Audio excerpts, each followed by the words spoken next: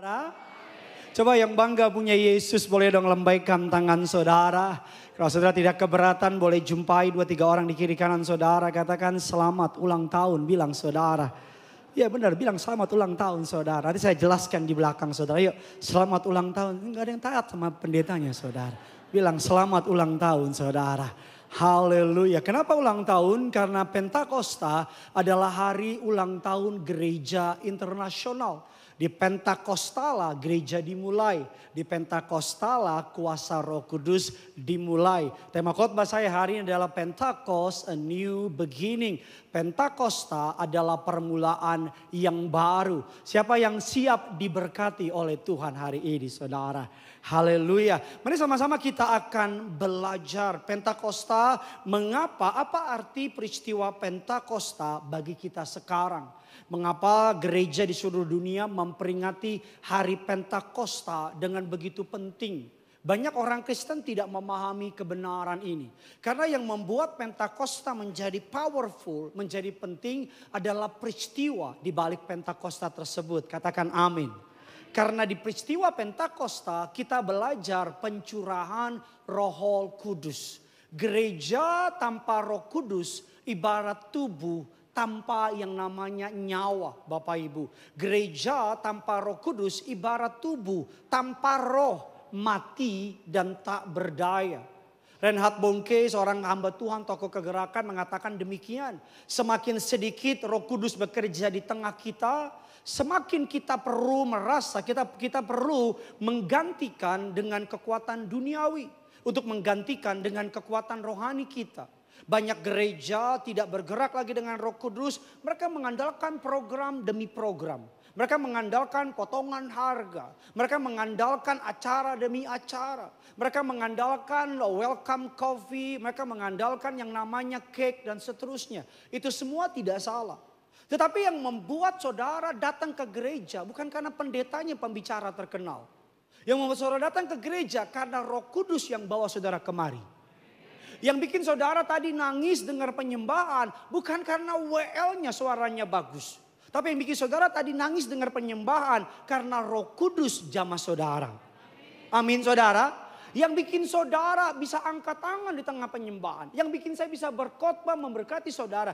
Bukan public speaking saya. Tapi Roh Kudus dalam diri saya berbicara kepada Roh Kudus dalam diri saudara. Suatu hari saya tersinggung berat dengan seorang pengusaha. Bercanda sih. Tapi ada kesombongan di kalimatnya. Dia bilang gini sama saya. Pak Pendeta, kita bikin gereja yuk. Saya bilang maksudnya gimana? Oh sekarang kan bisnis yang paling menguntungkan gereja. Kita bikin gereja yuk Pak Pendeta. Bikin gereja kan gampang Pak Pendeta. Saya dengerin omongannya dia. Bikin gereja kan gampang. Cari di mall yang rame. Kasih lighting.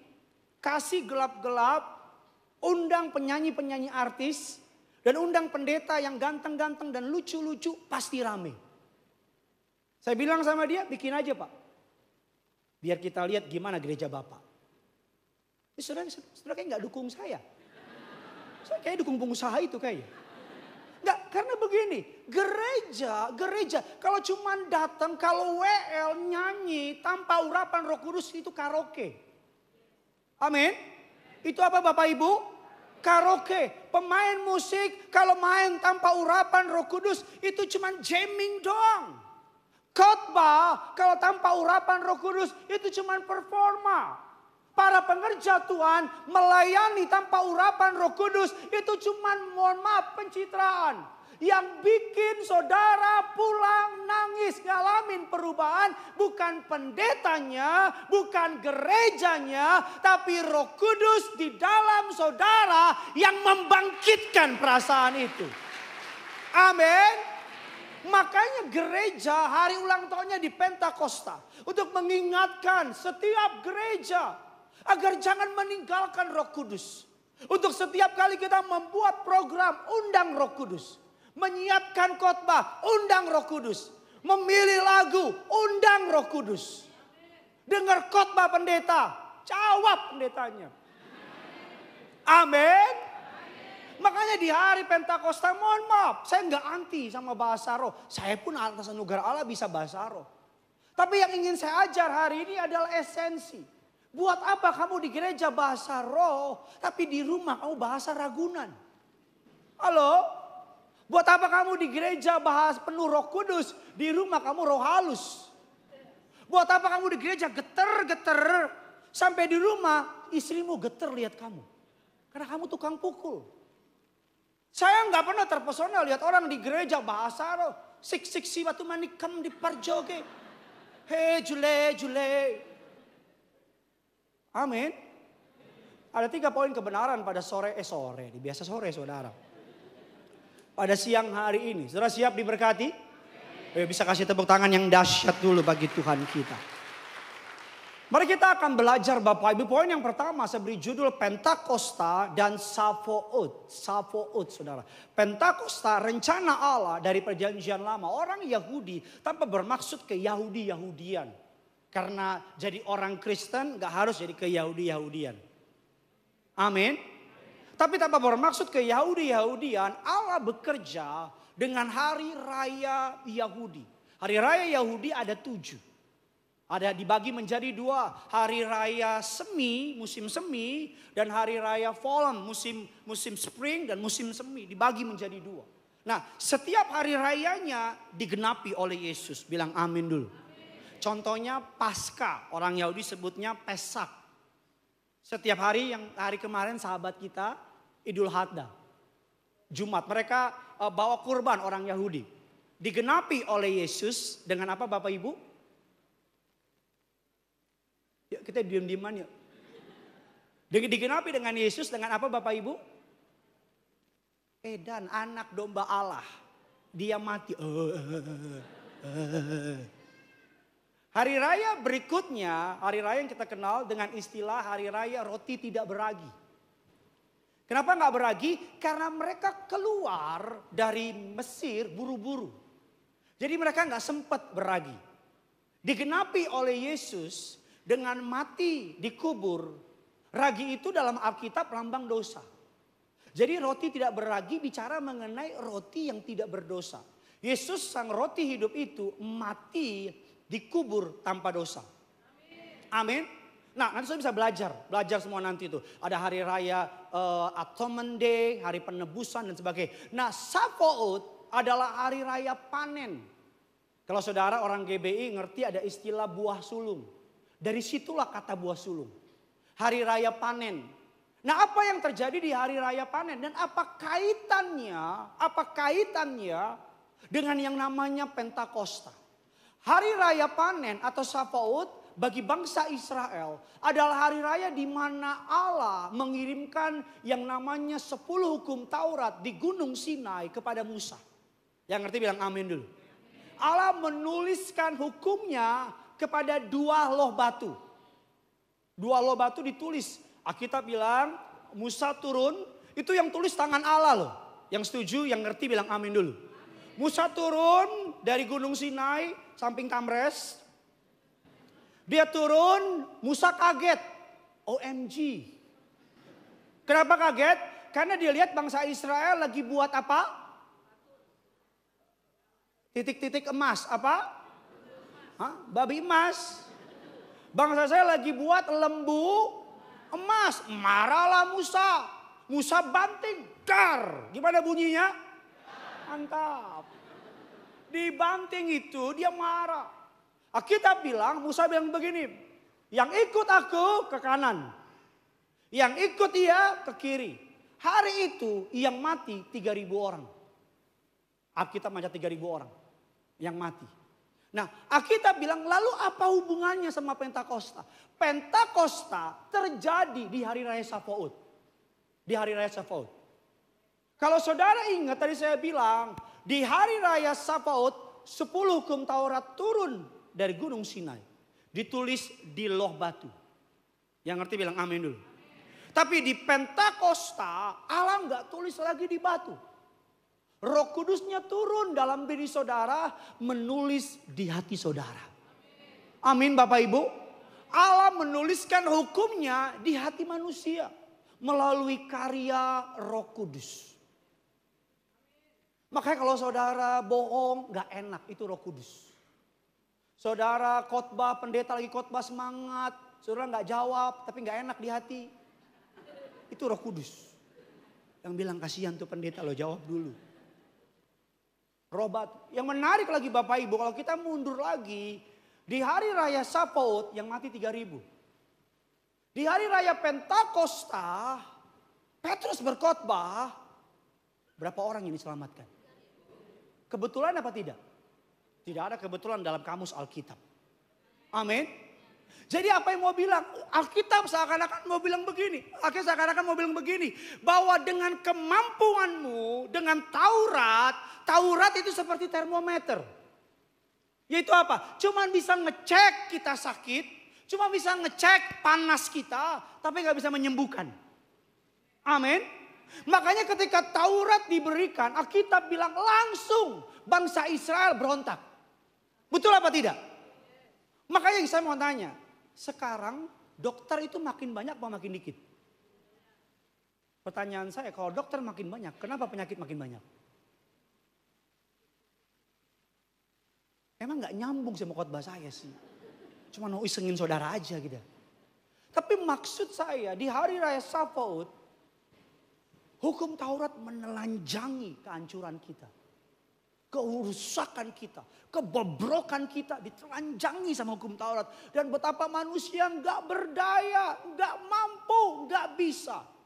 Di Pentakosta, Roh Kudus dicurahkan. Sekali Petrus berkhotbah, 3.000 orang diselamatkan. Taurat mengajarkan kematian, Roh mengajarkan kehidupan. Saya mau tanya jemaat Glow Tamres yang pinter-pinter, ganteng-ganteng, cantik-cantik ini. Di perjanjian lama, Roh Kudus sudah ada apa belum? Yang bilang ada, angkat tangan. Yuk, salah benar tidak mempengaruhi keselamatan. Roh Kudus yang bilang belum ada, baru ada ketika hari pencurahan Roh Kudus, angkat tangan. Saya ulang ya. Ini biar kita nggak ribut nih. Nih, kadang-kadang yang cobain pendeta jemaat.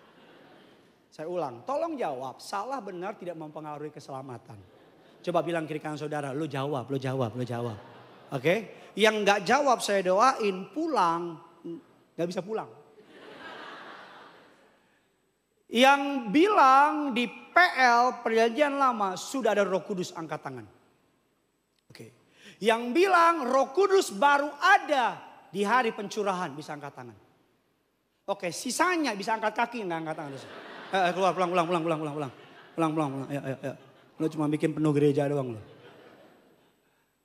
Lalu jawabannya Roh Kudus sudah ada di perjanjian lama. Sudah ada. Lalu pertanyaannya, pernah mikir nggak apa bedanya Roh Kudus di perjanjian lama dengan Roh Kudus setelah pencurahan? Pada mikir gitu nggak? Saya yakin nggak pernah mikir sih saudara. Saya khotbah saudara nggak pernah saya pikirin. Apalagi mikirin itu. Nggak, saudara pernah mikir nggak? Apa sih bedanya Roh Kudus di perjanjian lama? Apa sih bedanya Roh Kudus setelah pencurahan? Ini enak nih mimbar bisa begini-gini nih. Nggak, karena kalau nggak beda, lalu apa pentingnya pencurahan? Betul nggak? Saudara, saya ngajar saudara, ini teologi yang penting banget. Biar saudara ngerti. Apa sih bedanya Roh Kudus zaman Musa? Sama Roh Kudus zaman setelah Yesus mati, bangkit, dimuliakan, naik ke surga. Kenapa murid-murid diminta oleh Yesus berdiam 10 hari? Kalau Yesus orang Manado bilang gini, badiam jongana. Di Yerusalem. Di zaman perjanjian lama, Bapak Ibu, Roh Kudus itu bersifat selektif. Di perjanjian lama. Roh Kudus bersifat selektif. Dia bersikap memilih turun sementara dan terbatas. Hanya kepada nabi, raja, imam. Ingat kisah Saul? Roh Kudus memenuhi dia. Tapi kita bilang Roh Allah apa? Mundur dari dia. Jadi di perjanjian lama Roh Kudus itu selektif. Hanya nginggapin saya, nginggapin Pastor Guntur. Saudara mah kagak. Raja, imam, Roh Kudus. Bezalel yang membangun bait Allah dipenuhi Roh Kudus. Selektif, terbatas. Di zaman pencurahan Roh Kudus, dari selektif jadi universal. Makanya istilah teologinya bilang pencurahan Roh Kudus global. Global. Alkitab bilang di pencurahan Roh Kudus masing-masing dihinggapi Roh Kudus. Bilang kiri kanan saudara, masing-masing. Jadi setiap saudara yang jawab saya, yang gak jawab, yang main HP, yang gak peduli sama khotbah, yang kemarin dipaksa mamanya, yang kemarin juga nyasar, Alkitab bilang masing-masing dihinggapi Roh Kudus. Amin. Jadi dari selektif jadi apa? Di perjanjian lama yang kedua, di perjanjian lama Roh Kudus itu hanya mengunjungi. Sementara. Makanya Daud bilangin dalam kitab Mazmur, jangan ambil rohmu daripadaku. Sementara. Tapi di perjanjian baru, Yesus bilang begini, aku akan kirim penolong, penolong itu akan tinggal di dalam kamu. Jadi dari sementara, di perjanjian baru jadi permanen. Saya dari pagi udah khotbah sih, dengar kata permanen orang tepuk tangan gitu saudara. Tadinya Roh Kudus hanya mengunjungi. Kalau orang itu jatuh dalam dosa, kalau orang itu hidup dalam dosa, Roh Kudus gak bisa stay. Karena belum ada yang bayar. Karena belum ada darah tercurah. Karena belum ada penebusan. Karena belum Yesus dimuliakan. Jadi Roh Kudus yang kudus itu gak bisa tinggal sama orang berdosa. Jadi jangan punya pikiran gini. Oh kalau orang berdosa Roh Kudus tinggalin dia. No. Oh kalau orang itu masuk ke nightclub Roh Kudus tunggu di depan. Orang itu kalau Kudus masuk lagi. Enggak, kan saudara mikir gitu kan. Di perjanjian baru Roh Kudus tinggal. Bilang kiri kanan saudara. Dia tinggal di dalam kamu. Bilang sama yang baru ngomong. Amin. Di perjanjian lama. Ini aja udah setengah jam saya habis nih. Di perjanjian lama Roh Kudus. Bapak Ibu ini belajar teologi ini keren. Kata dipenuhi Roh Kudus di perjanjian lama menggunakan kata dipercikkan. Saya yang belajar teologi belajar ini. Dipercikkan. Kata pencurahan Roh Kudus dalam bahasa Yunani yang dipakai dalam Kisah Rasul menggunakan kata exeo yang artinya dituangkan secara melimpah. Masuk surga Bu. Yang belakang gue gak jamin deh. Bisa lihat bedanya gak? Halo? Gak bisa? Bodo amat deh. Di PL terbatas. Di PB, kalau di PL cuman ditetesin. Tapi di PB dicurahkan.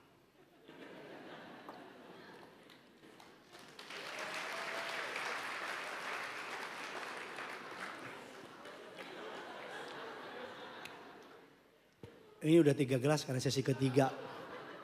Saya ini khotbah 7 kali, berarti 7 gelas lah. Kalau gak tepuk tangan gue lempar ke lo nih. Amin. Jadi jangan jadi orang Kristen yang hanya ketemu Roh Kudus seminggu sekali. Padahal dia ada di dalam saudara. Makanya. Saudara nih mau ke nightclub. Pasti dong. Jangan. Kamu kan pengerja Glow. Halo. Shalom. Shalom. Di gereja saya gembalakan. Saya bilang sama jemaat. Kalau lihat pengerja saya di nightclub. Foto. Video. Kirim ke saya. Iya. Saya selalu bilang kalau udah berani melayani. Jangan karena kamu nama Yesus diinjek-injek orang. Amin. Ini bukan sok suci, bukan sok kudus. Kamu yang udah berani pakai jas. Kayak udah berani nyambut orang di depan. Shalom. Selamat datang di Glotamin Residen lantai 5. 3 ya? Ya harap maklum bukan gereja saya, udahlah. Kita ngerti sama ngerti aja lah. Kamu yang udah berani pelayan. Saya bilang di gereja kami. Saya yakin juga gembala saudara di tempat ini juga pasti kencang. Orang kalau udah melayani, pasti ada Roh Kudus. Suami-suami kalau mau nampar istri, Roh Kudus bilang, jangan tampar. Walaupun istrimu bilang, tampar aku mas. Tampar mas. Karena kan wanita kan gitu kan. Jangan. Tidak akan sayang. Sini baru. Gitu. Yang kedua mari kita cepat saja. Bapak Ibu mari kita cepat saja.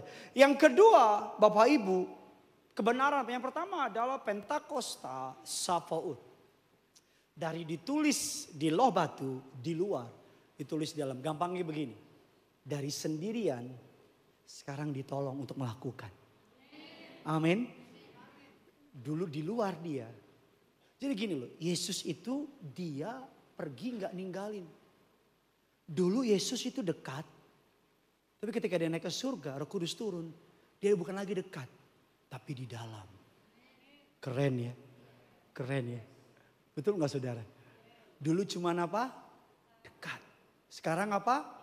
Di dalam. Orang Jawa bilangnya manunggal. Jadi satu. Kayak air tadi itu. Dulu dekat. Sekarang di dalam. Makanya kalau kamu lagi sedih,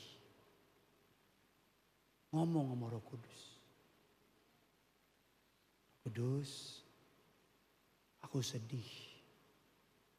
Alkitab bilang gini, roh itu akan menginsapkan kamu. Roh itu akan memimpin kamu kepada kebenaran. Roh itu akan mengingatkan, kata Alkitab. Apa yang diingatkan? Perkataan Yesus. Jadi kalau kamu lagi sedih nih, terus diingetin, kamu ingat firman. Aku akan menghibur engkau. Itu Roh Kudus.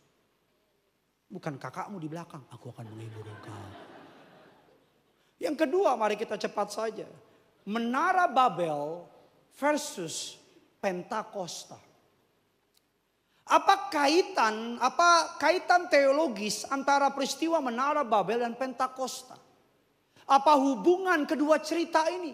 Secara waktu terpaut ribuan tahun. Apa yang membuat Menara Babel dengan Pentakosta menjadi satu? Ini very good, bagus banget. Kalau kita ingat kisah Menara Babel dalam kisah kitab Kejadian 11, mari kita baca dulu ayatnya. Kejadian 11 ayat yang ke-7 dan lompat ayat yang ke-9. Yuk kita baca. 3, 2, 1, ya. Baiklah kita.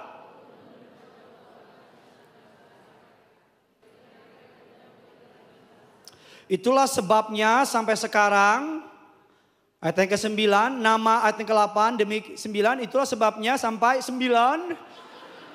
Berantem nih gue. Ayat yang ke-9.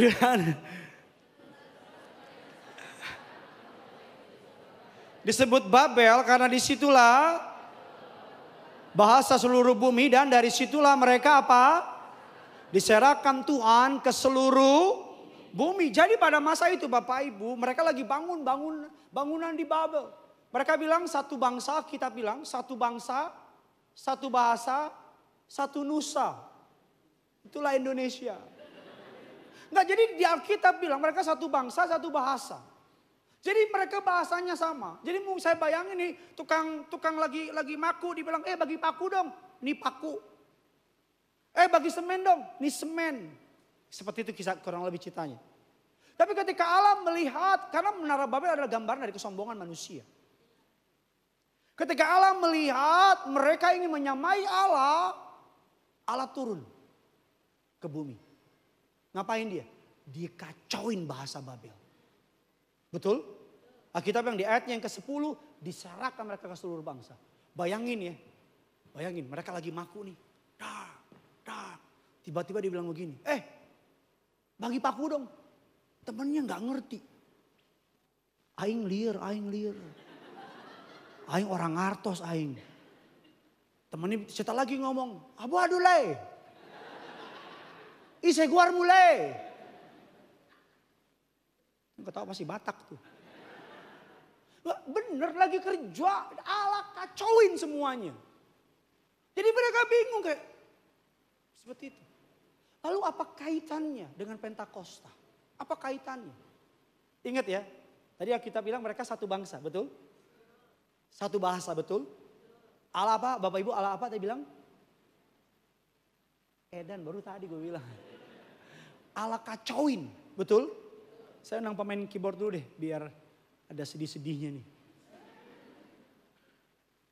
Allah kacauin mereka. Betul ya Bapak Ibu? Di Pentakosta mari kita lihat ayatnya. Biar kita lebih ngerti lagi. Kisah Rasul 2 ayatnya yang ke-6. Mari sama-sama kita baca. Tadinya mereka nggak ngerti, sama sekali nggak ngerti. Latar belakang dari ayat ini Bapak Ibu di hari raya Pesak. Seluruh orang Yahudi, seluruh orang dari seluruh dunia kumpul. Jadi satu, semua kumpul. Kumpul. Gampangnya begini, yang tadi diserahkan oleh Allah, kumpul semua di situ. Dan mereka masing-masing punya bahasa sendiri. Ayatnya yang ke-6 kita baca. 3, 2, ya. Ketika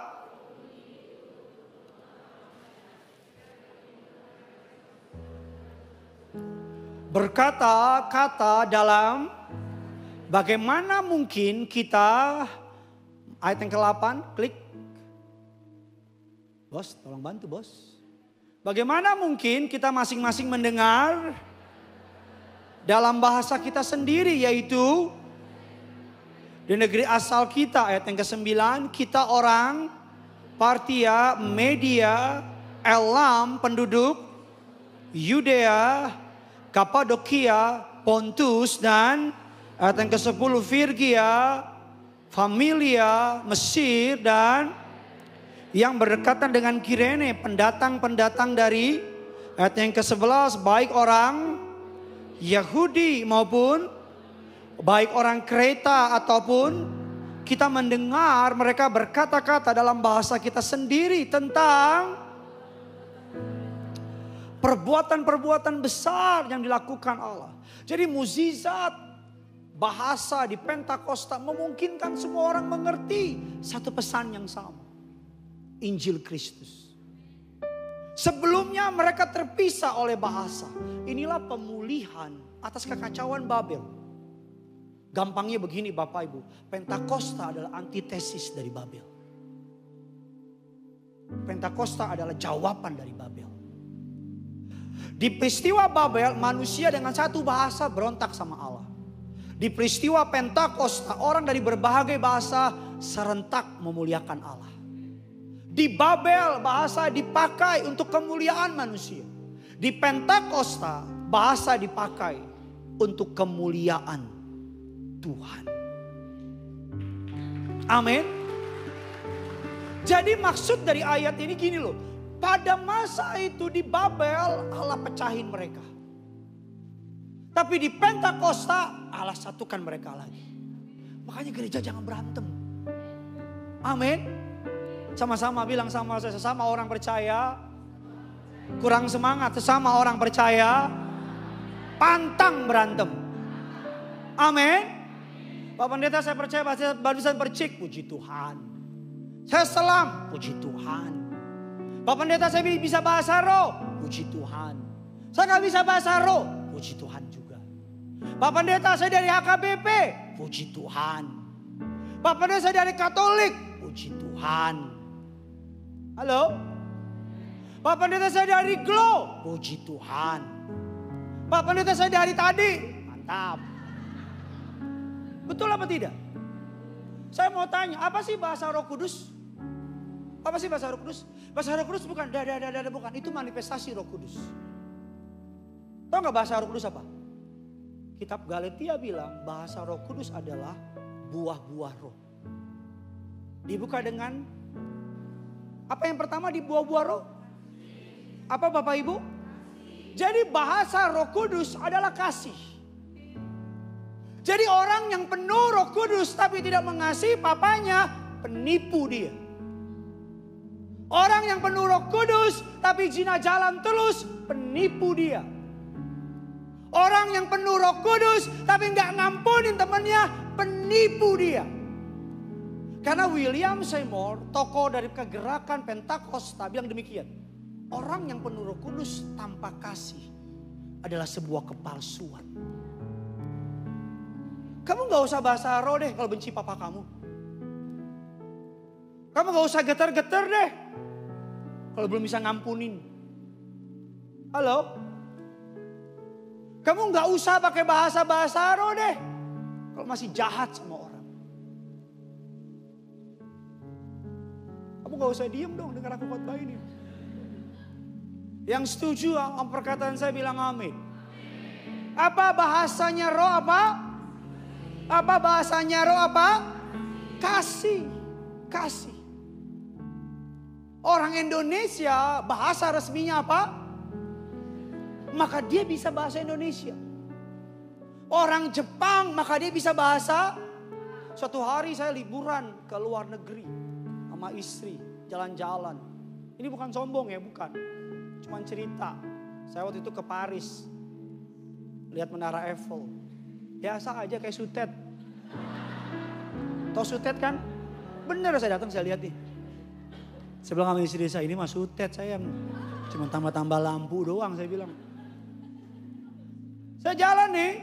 Banyak orang ngobrol pakai bahasa mereka. Gitu. Saya gak ngerti. Tapi di jalan. Sebelah kanan saya ada orang ngomong bahasa Indonesia. Saya langsung nengok. Karena saya ngenalin bahasa saya. Dia lihat saya lihat dia. Dia bilang Indonesia. Saya bilang Itali. Enggak. Saya langsung ngenalin. Kuping saya nih familiar sama Indonesia. Saya lewat set Indonesia langsung nengok. Begitu juga kita itu tahu dia Kristen apa bukan. Ketika dia melakukan kasih. Ketika suaminya selingkuh. Tapi dia gak memilih bercerai. Tapi mengampuni, kita bilang Kristen itu. Ketika kita lihat orang tipu dia. Tapi dia ngampuni, kita bilang Kristen itu. Ketika kita tahu dia dikhianati tapi tetap mengasihi. Kita bilang Kristen itu. Ketika hidupnya lagi susah tapi tetap jadi berkat. Kita bisa tahu itu bahasanya orang Kristen. Yaitu apa? Kasih. Jadi kalau ada orang Kristen yang jahat sama orang Kristen. Saya ragukan kepenuhan Roh Kudusnya. Kamu boleh pelayanan. Alkitab bilang iman, pengharapan dan kasih. Yang paling besar dari ketiganya apa? Alkitab bilang nubuatan akan berakhir. Penglihatan akan berakhir. Karunia akan berakhir. Apa yang akan berakhir? Kasih. Karena yang paling Tuhan tunggu adalah kasih. Amin. Siapa yang mengaku dirinya orang Kristen? Maka pulang kasihi keluargamu. Kasih anak-anakmu. Roh Kudus diberikan untuk kita bersaksi. Saya tantang saudara di hari Pentakosta ini. Siapa yang pulang mau bersaksi soal nama Yesus? Yang mau aja.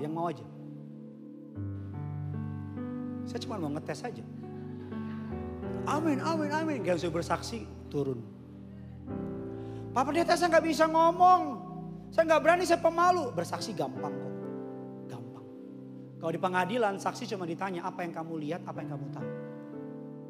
Kamu cuma ceritain apa yang kamu lihat, apa yang kamu tahu.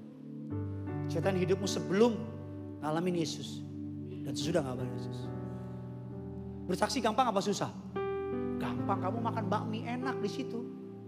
Kamu bawel ke orang. Itu bakmi enak banget tuh, enak lu bakmi lu, enak lu. Babinya masih hidup lu. Masih kok enak lu. Gak betul gak?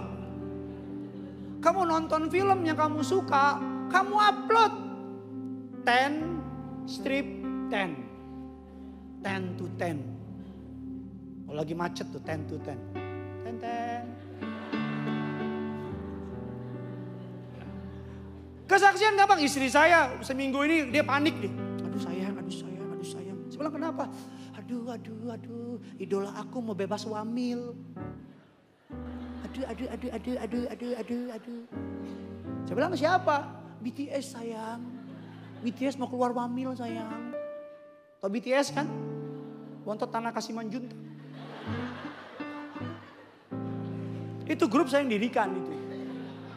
Aduh sayang, aduh Vi, aduh sayang Vi, aduh Vi ganteng banget sayang. Dia ngomong itu gak sadar, lakinya juga ganteng. Tolong zoom saya dulu.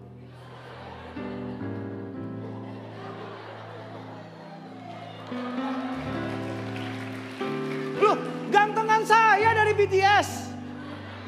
Saya punya Roh Kudus.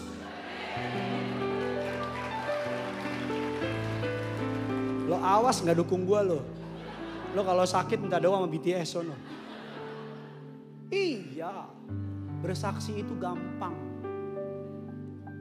Siapa yang pulang mau bersaksi untuk nama Yesus? Angkat tangan, jangan turun, angkat tangan. Ayo. Siapa yang mau bersaksi untuk Yesus?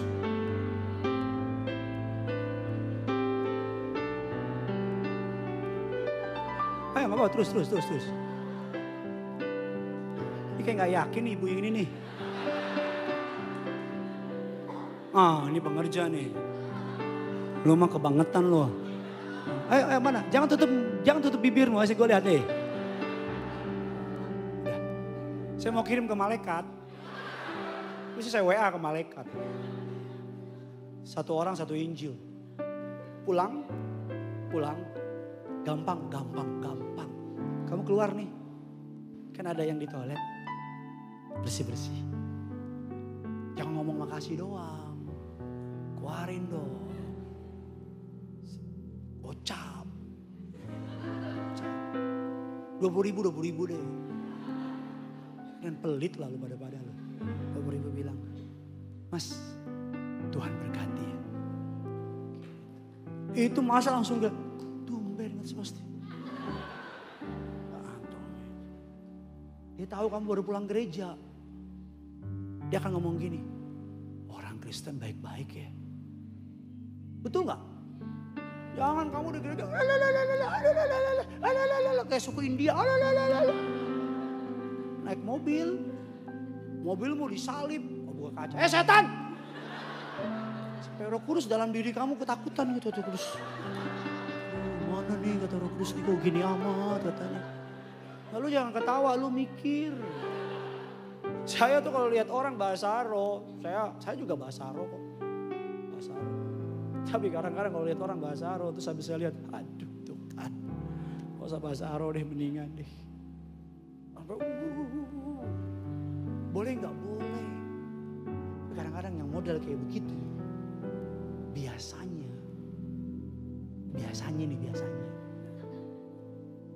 Betul?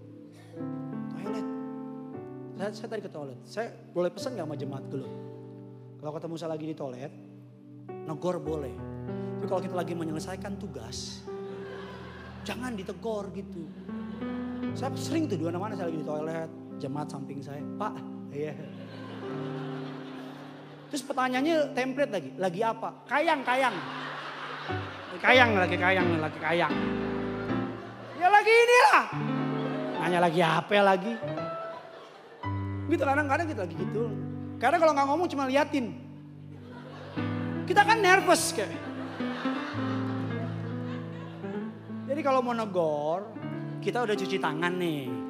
Baru ngomong, Pak, oi, enak jangan lagi di sini. Si bapak, si jemaah. Lagi apa? Ngereok. Aing macan, aing. Intermezzo, lucu-lucuan doang. Tapi benar kalau mau negor, setelah kadang-kadang udah habis gitu nggak cuci tangan, salam Pak. Mana ya? Untung kita kan GBI, salam sehati. Boleh. Tapi amankan dulu keadaan. Pulang, turun dari sini, jadi berkat. Amin. Minimal story kamu, Instagram kamu. Jangan lupa tag saya. Story Pentakosta. Jadi berkat. Minimal kalau kamu pulang bawain makanan. Sampai dia shock. Saya salah apanya? Baiklah. bahasa Roh Kudus adalah kasih.